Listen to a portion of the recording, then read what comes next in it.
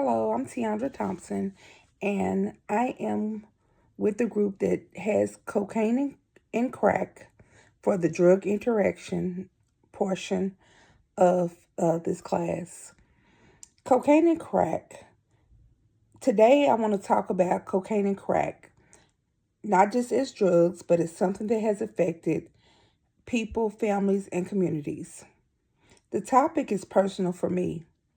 I have watched addiction slowly take over people I love. I have seen how it changes people, how it pulls them away from who they once were, and how it leaves families grieving, confused, and broken. So, this is not just information that I want to share with you today. This is information that affects you in real life, and it has affected my life. Cocaine and crack are both stimulant drugs that come from the cocoa plant. Chemically, they are almost the same, but they are used in different ways and have very different social histories. Cocaine is usually snorted or injected, while crack is smoked. Even though they are basically the same drug, they have been treated very differently by society, the media, and the legal system. When people first use cocaine or crack, they are usually not trying to ruin their lives. Most people start because of how the drug makes them feel at first. It can make someone feel energized, confident, powerful, focused, and happy. It can make them feel like they can work longer, party longer, forget their stress, or escape pain for a moment. For some people, it feels like relief. For others, it feels like control. But those feelings do not last. The brain starts to depend on the drug. And what once felt like a choice quickly becomes a need.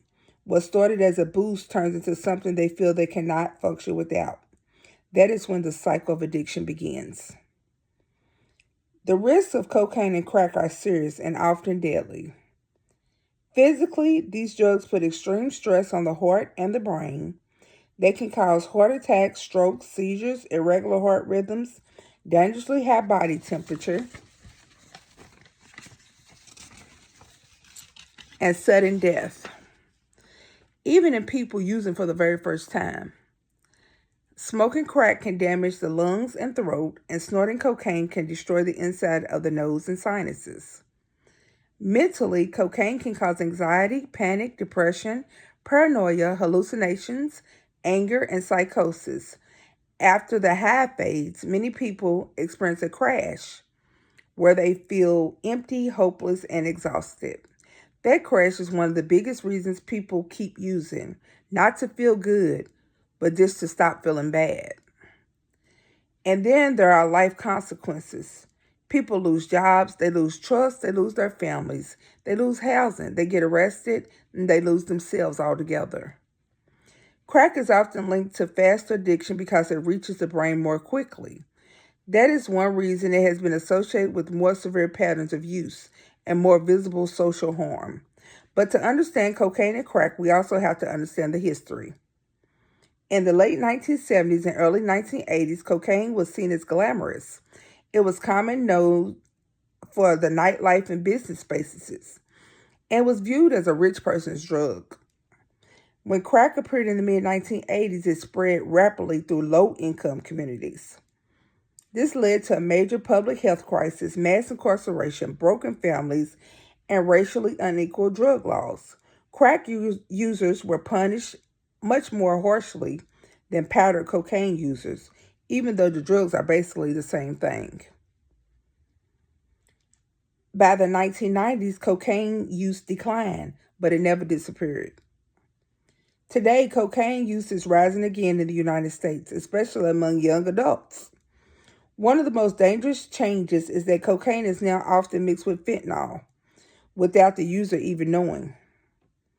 This has caused a sharp increase in overdose deaths. Many people think they are using cocaine, but one dose can be fatal. Crack is still around, cocaine is still around, and people are still losing their lives. So when we talk about cocaine and crack, we are not just talking about chemicals, we are talking about people. We are talking about families.